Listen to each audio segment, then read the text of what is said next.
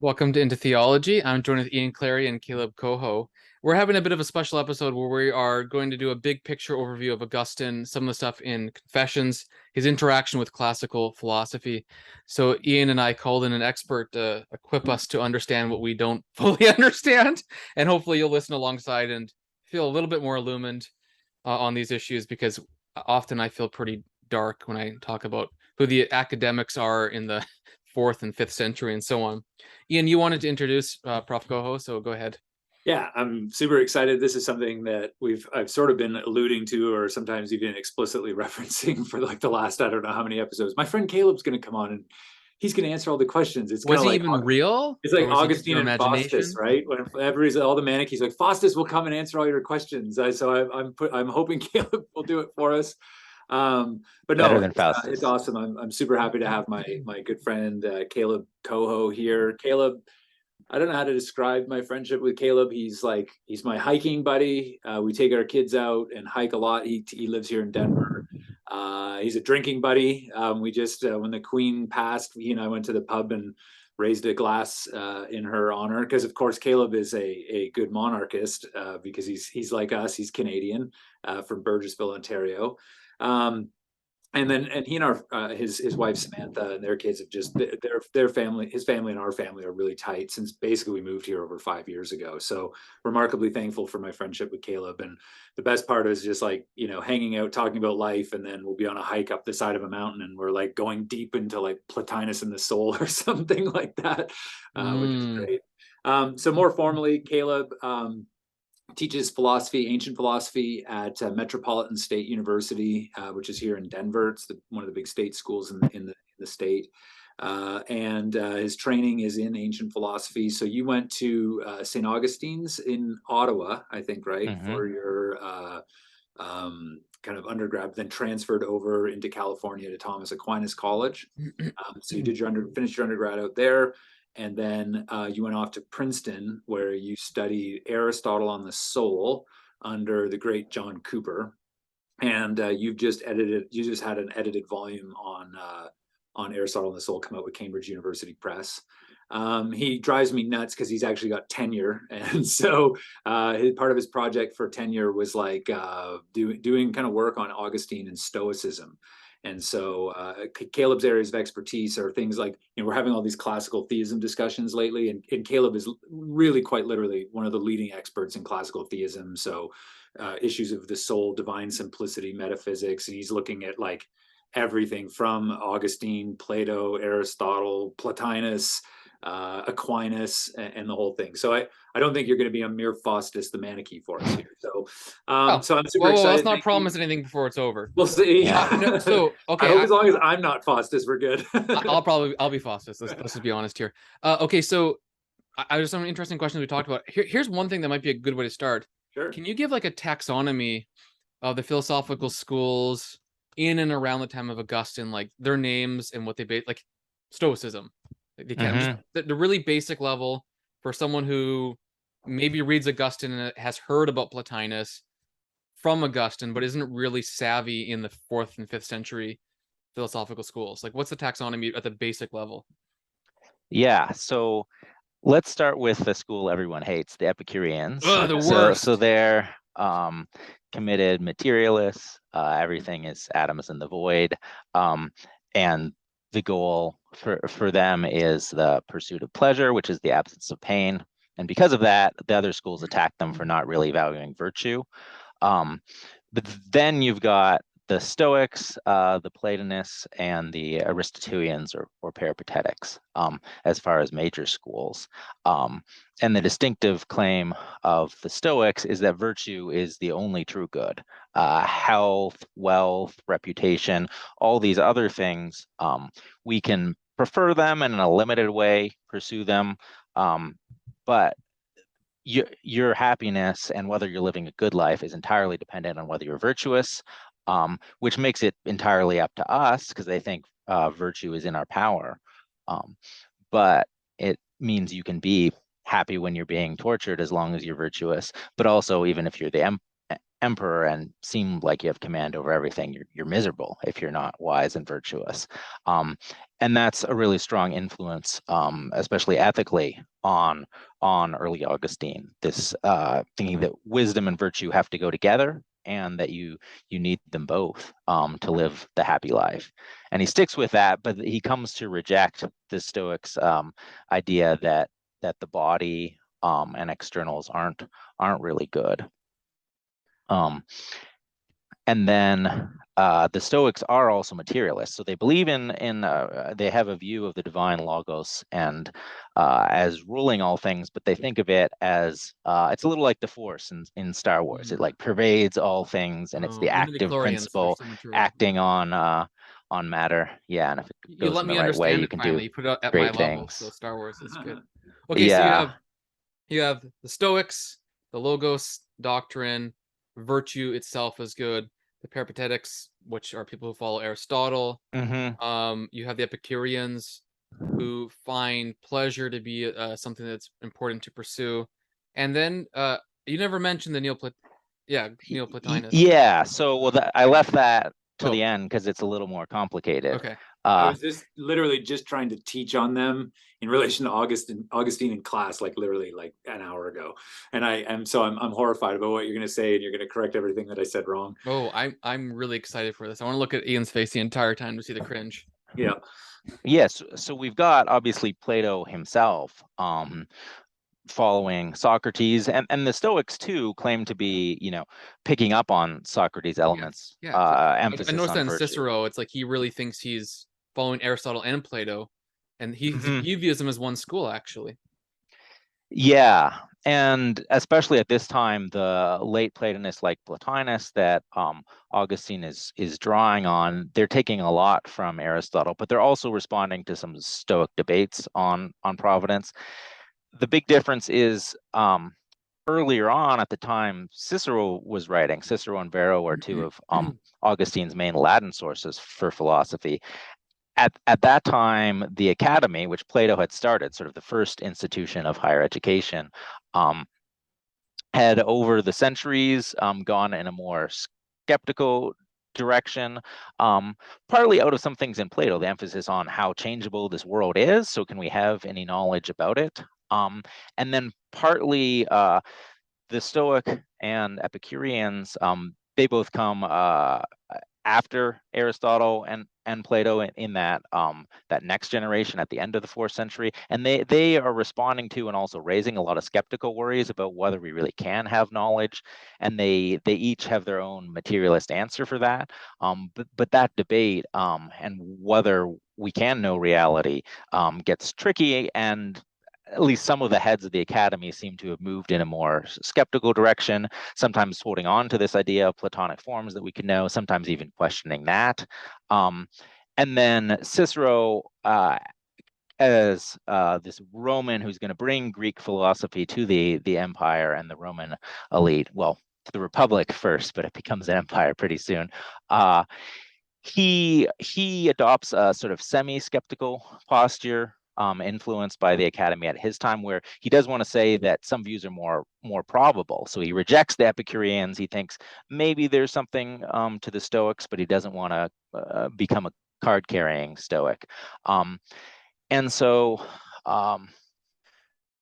Cicero says we should really be seeking the truth, and that's what Augustine finds so inspiring in this dialogue, which is an exhortation to philosophy, the Hortensius that Augustine read when he was 17, that Cicero wrote, inspired actually by one of the lost dialogues of Aristotle, which was an exhortation to philosophy. So there's this idea of always seeking the truth, and Augustine becomes a Manichae for a little bit, finds out that their answers aren't ultimately satisfactory, and that kind of pushes him in this more skeptical direction, in the sense of, can we know with certainty, or do we just kind of have to go with what's probable, but we don't have any true knowledge? And then he comes to think there are certain things about the self and about there being an eternal truth that we can know. But I think Augustine is more skeptical about whether we can have systematic knowledge of reality than Plato or Aristotle, or some of these later Platonists like Plotinus, who they go in a more systematic direction, the later version of Platonism. So it's not so skeptical. Instead, it's building up these sort of systems where you start with the ultimate being, the one, or God, sometimes referred to in different ways. And then usually after that, you have nous or intellect, and then the soul, and then the material world. And each level emanates from the preceding one. Mm.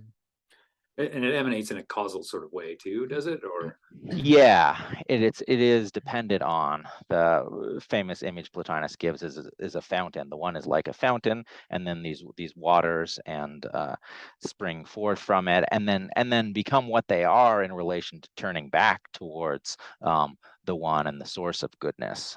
This is all inspired by Plato's statement in the Republic that the form of the good is beyond being, but is the cause of being and goodness in everything else. I want to Go for follow it. up with that, but just quickly to kind of step back, so someone's listening. We have Augustine, who finds Manichaeism unsatisfactory, so he becomes a bit of a skeptic.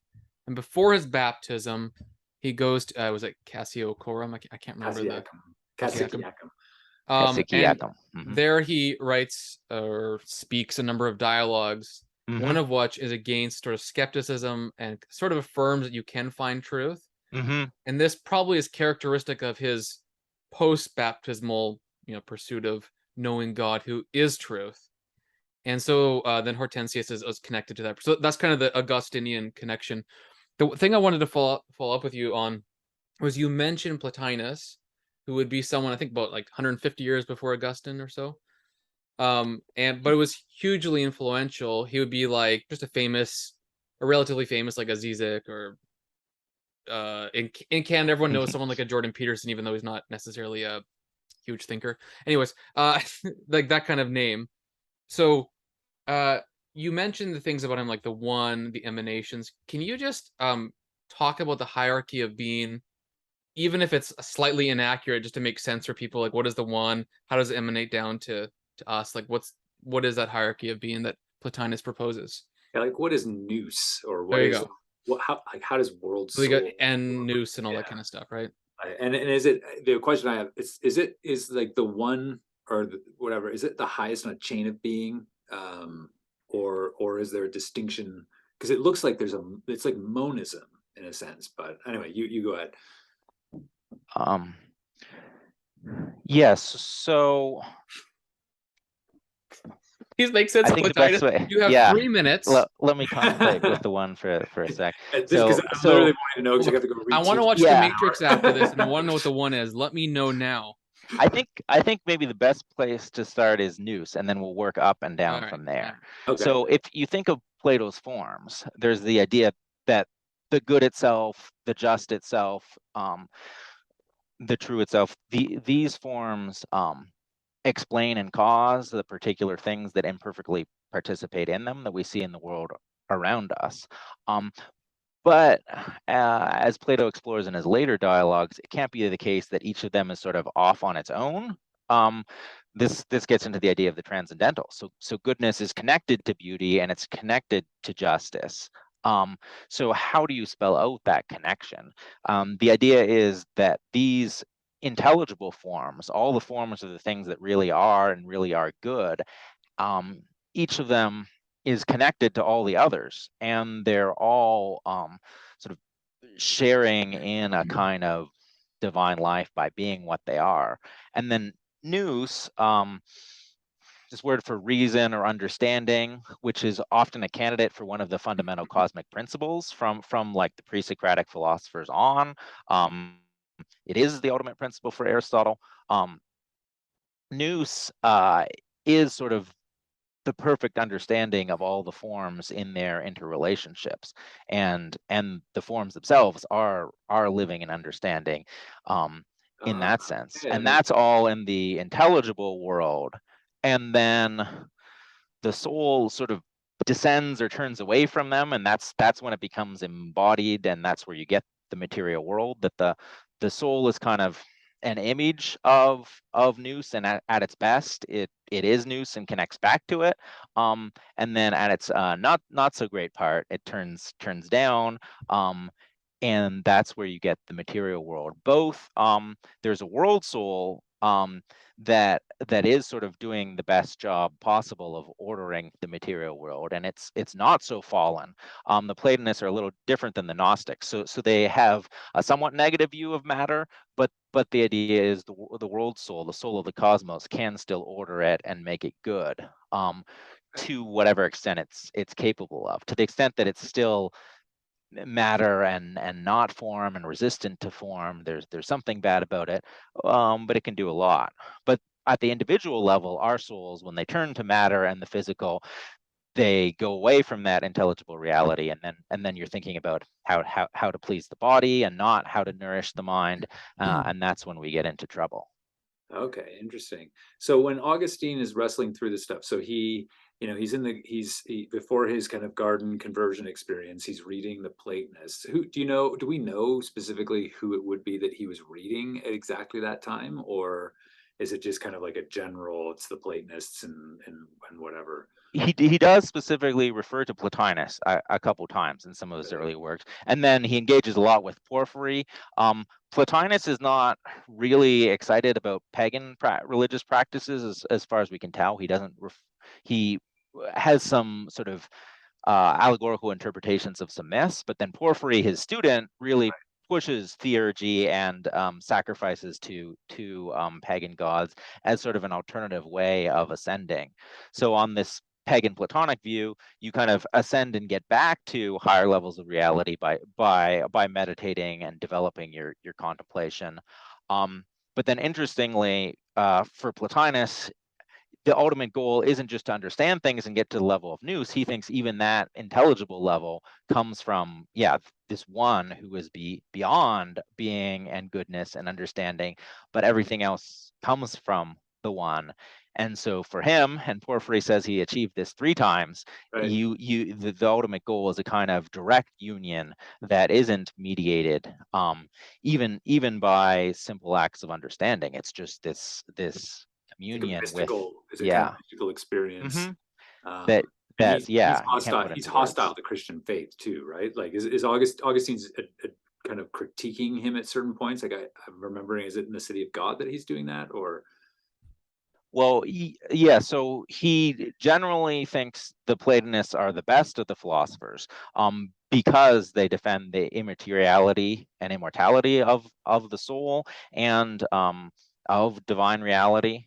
But he thinks they're prideful, both in thinking that we could make that ascent on our own and achieve that kind of understanding, and that they're sort of overconfident in what we're capable of, both morally and intellectually. Okay. Go ahead. I think we could pivot now to a little bit of Confessions, because we talked about this idea of book 9 ending the almost narrative portion of Confessions, where books 10, 11, 12, 13 the last one? Yep. Feel, or could feel, a little bit different in tone, because they dive deep into things like memory, the place where God is, which is nowhere and everywhere, time, and yet, for example, God's outside of time. And these connections are like interesting. They make sense if you're a human trying to pursue God, and yet for maybe a casual reader, they probably feel a bit jarring. So Caleb, you've done some work, as I understand, is book 11 something you studied or something like that in some depth. So I was hoping you could give Ian and I insight into how books 1 through 9 connect to books 10 Can I through share 13. my theory? I think I've said it in this already in an earlier podcast. So let me say my theory, and then when Caleb, if he says the same thing as me, I'll feel like a genius.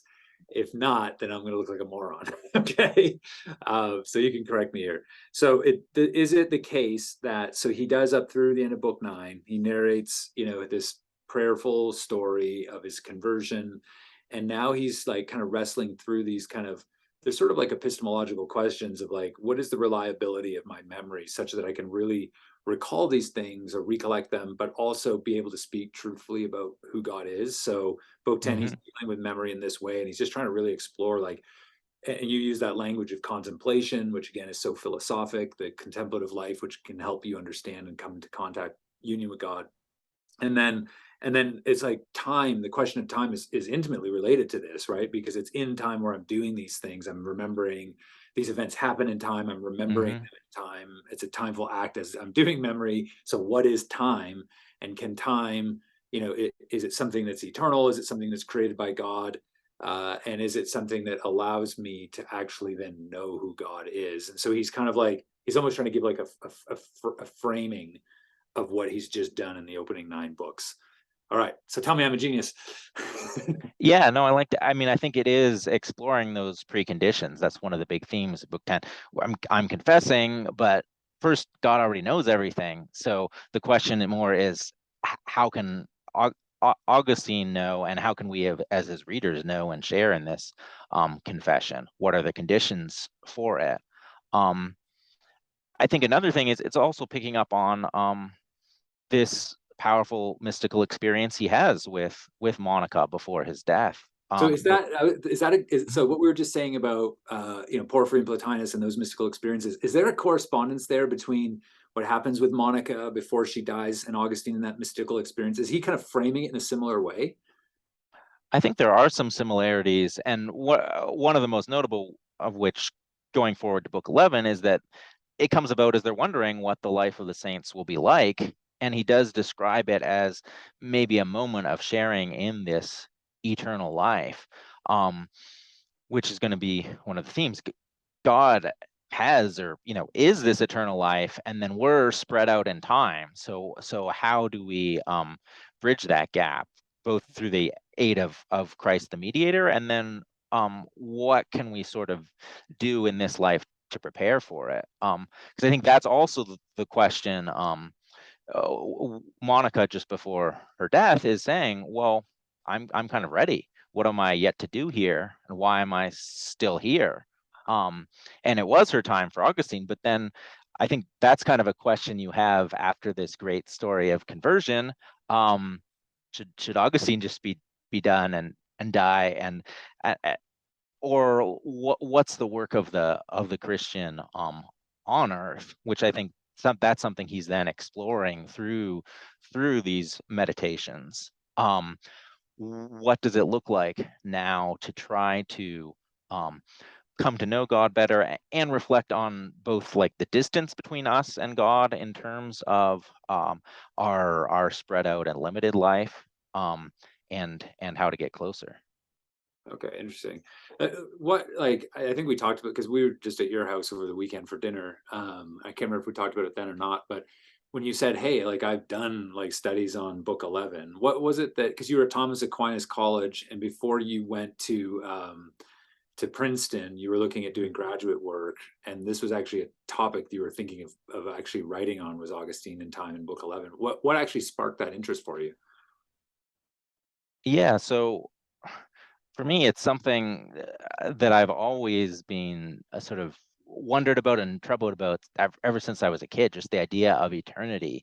That on the one hand, eternal existence seems so different from what we have now, but on the other hand, I think the Confessions really brings out powerfully the kind of sorrows of time and extension, and Augustine mentioning like how precious this little time is that he has to reflect between all his other duties, um and the challenges of our life not being all present. Instead, there's the part of my childhood where I was growing up in Canada, and there's the life I have now, and then there's what my kids' lives will be like in 20 years, but I'm only going to be able to share in that differently because I'll be 20 years older.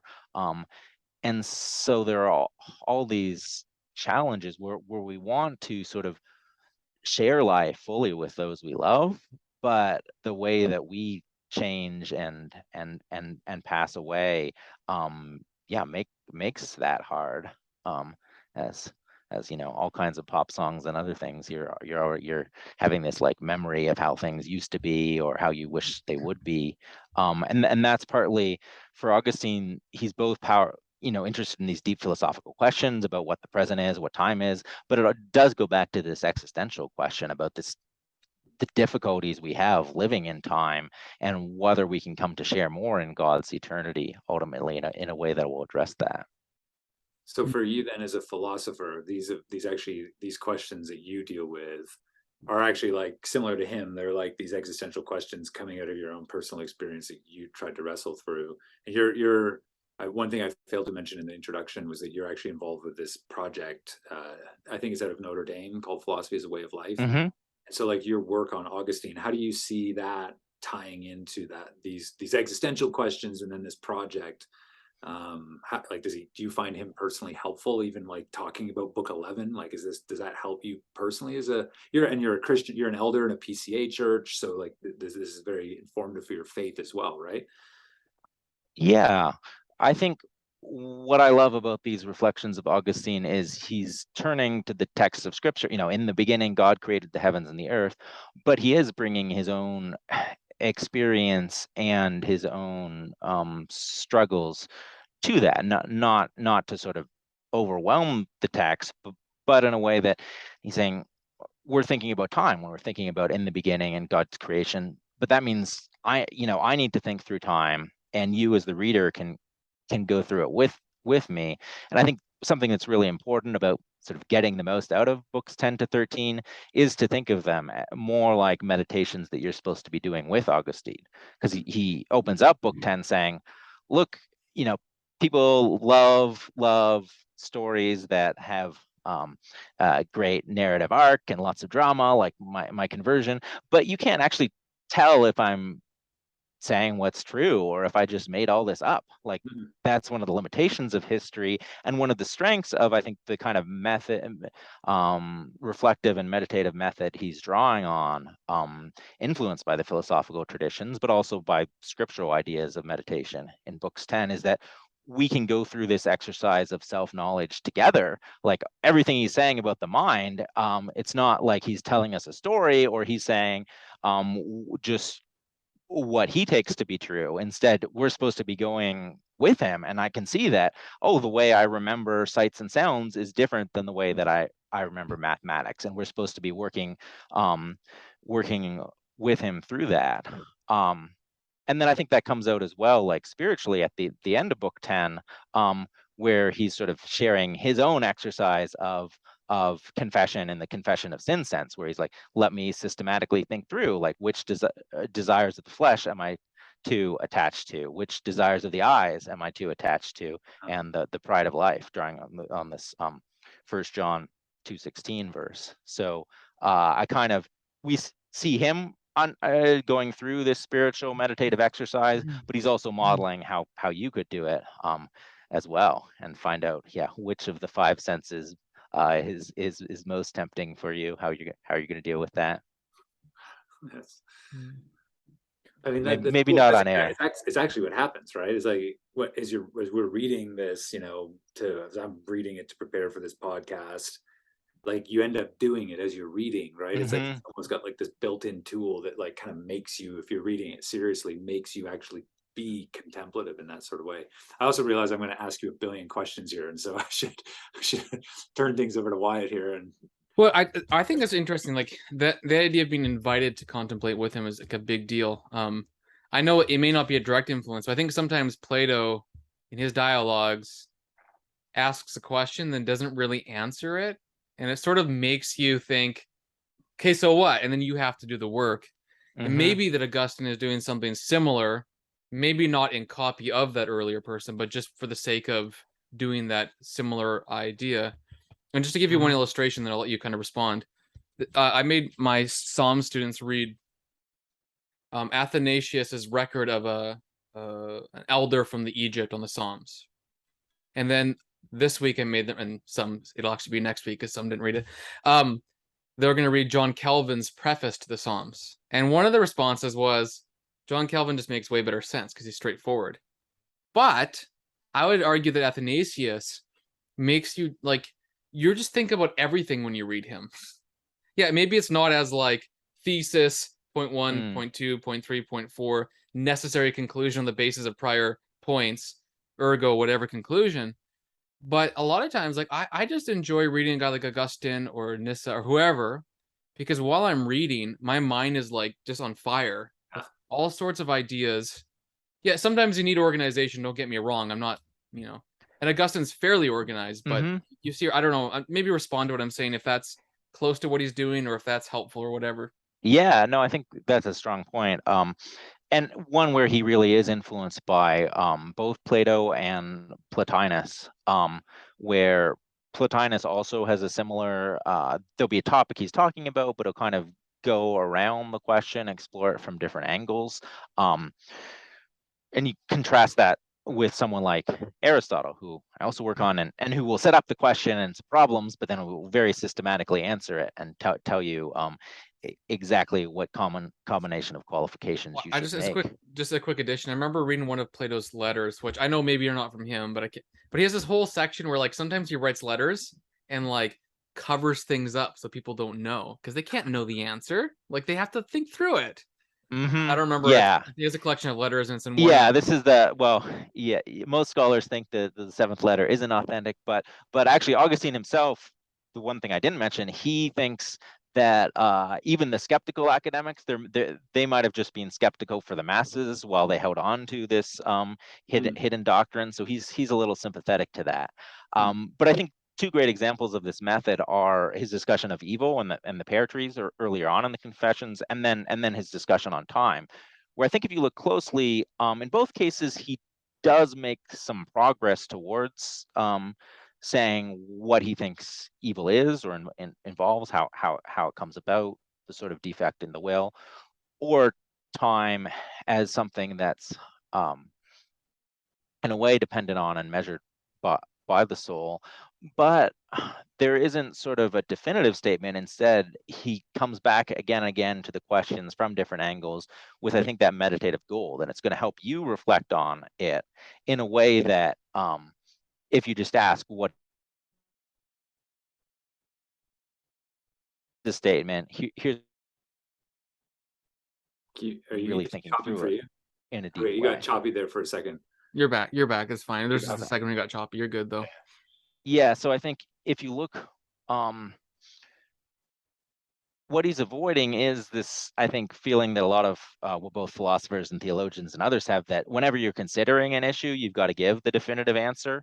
And that's partly where I think he thinks there's something to the skeptics, and also a difference between Christians and philosophers, insofar as most of the philosophers thought that wisdom was attainable, so you were going to be able to get the definitive answers here and now, whereas he thinks ultimately it's attainable with God's help, but probably mostly in the next life, and that means that there should continue to be intellectual struggles. And so just saying, oh, it's obvious and we'll just settle this question once and for all, that's not really the right way to respect both the limits of our current human understanding and the depths of Scripture and the world that God's created. Like we don't even know how physics work, like gravity and time and like, so it is funny how we think we're more certain than we are. Like I told my students this morning, you can think of any biblical conclusion you have should be plausible. It's best to be probable. But you alone can't come to certain answers. You have to borrow that from God because only He can have certainty. And so that's why revelation is so important. Whether you like that threefold distinction or not, you can just disagree with me. But my point was to illustrate, like there's so much in life where you have the most probable answer because of what you know, and that's, you just have to live on the basis of that. There's some things that are so it's okay to say I don't know for sure, and like that's actually what makes life exciting. Like if you're like, oh, this physics stuff's lame. Up is up and down is down. Blah, I got it. Like, you're just a boring person. Like, you should be more interesting because life becomes boring. And I think sometimes in certain circles that I've been in, life becomes so mundane and boring because everyone just wants this option, the answer. Boom, I'm done thinking. Like, don't you want to have fun? Like, Don't you like to live and have zest and like be wrong and be excited about being wrong and then be right and have all that satisfying feeling of like pursuing something? I mean, what expert carpenter doesn't want to fail 1,000 times to make a perfect product and look at it?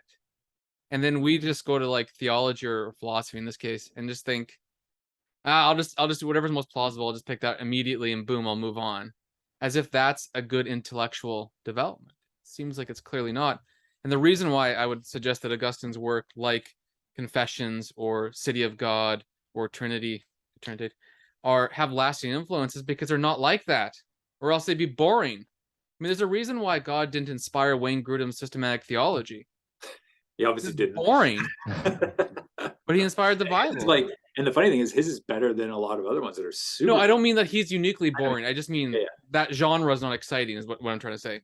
So like you guys are both saying it sparked just a kind of weird thought or observation. And this, I could be totally off here in terms of just like the history of modern philosophy. I really hope you're off, because I want you to get called out for this. Yeah, it's gonna be great. But Caleb, is there a distinction in terms, like, is there a measurable distinction between the interests that people now or in the last, say, 150 years have had in Augustine, between the more analytic style of philosophy versus more continental? Because it seems like, you look at somebody like, French thinkers, Albert Camus or Derrida, or somebody who seem to be really taken in by Augustine, even though they wouldn't be, Christians or theists or anything. Mm-hmm. But like, are there analytic philosophers that are looking at him? I mean, you can systematize him. Obviously, there's a real logic to his thought and grounding of it epistemologically and things like that. But because and it's this philosophy as a way of life stuff again, right? It's like he lends himself so much to these existential questions that it makes sense that an atheist existentialist in France is gonna read him. Will the analytic tradition be as favorable to him, do you think, or I just could be right off? Yeah, I think on the one hand, he definitely has had influence on the analytic tradition in the philosophy of time as a big exponent of presentism, the idea that only present things exist, and just laying down a lot of the markers or boundaries for the philosophy and theology that people were responding to. But I think in some ways he does get picked up a little more by the existential or continental tradition, because his writings are so phenomenological in a way that they are really trying to forefront, here's my experience, here I'm trying to think through it, I'm trying to think through the self and myself as an experiencing subject, and so it resonated with some themes that I think for a while were picked up more in continental traditions than analytic, though I think that might be changing. And as philosophy as a way of life becomes a big movement on both the analytic and continental sides, I think there's a lot we have to learn from him, and especially this point about living with uncertainty, or what do the virtues look like. Part of my project is saying, if we switch from the Aristotelian view, where you can achieve full intellectual and moral excellences and live them out, and you now think that we're all going to have some bad moral and intellectual inclinations as well as some good ones, and so we're not going to achieve perfect virtues. But what does acting reasonably good look like? Can we set some standards that are attainable, even if they aren't the full-blown excellences that people like Aristotle or the Stoics thought we could achieve in this life? So as we get closer to the end time, I want to ask you I want to ask one more broad question. Okay, well, mine's a slow pitch, easy question. So Augustine seems to say that the past and future don't have substantive existence, because but if God's eternal Boethian present, everything's present to him outside of and supra time, wouldn't it follow that before God everything is substantively existent, whether past, present, or future from our perspective? Are you arguing for an eternal universe? I'm just asking the question. Yeah. So I think, and you see this in Augustine on prophecy, where he's more inclined to say maybe the signs are there that then allow for the interpretation of the future. I think there he's wary about making that move, partly because we don't understand what eternity would be like. So how all these things are present to God, I think it's important to affirm that they are, but also that they are really changeable and dependent on what comes before and after. So I think it's very different than, say, a static four-dimensional universe where time is just another dimension like space and things are located at different points on it. For Augustine, the world has real change, and a central part of his philosophy and theology is that everything other than God came out of nothing and has the kind of tendency towards nothingness, that if God weren't always stepping in, that's what would happen in the moment. So I think in that sense, God has to be present to everything, because otherwise it would all fall into nothingness. But that doesn't get rid of the dependencies between creatures and then the temporal order of some things coming before and later, and then the idea that time itself isn't eternal, but only exists in relationship to created changeable things once God makes them. So here, can I give you this is a lame question. So I've got to go literally in I had a cool question. You better have a lame Okay, well, one. let me ask mine. I'll do it quick, and then I'm going to run because I got class. But I'm going to talk about Augustine and problem of evil. And Just tell your class you're late because you're having a more interesting conversation. Yeah, that's true. So okay, so on the kind of stepping back and thinking about these debates that have been going on just recently over like so-called classical theism and whatnot.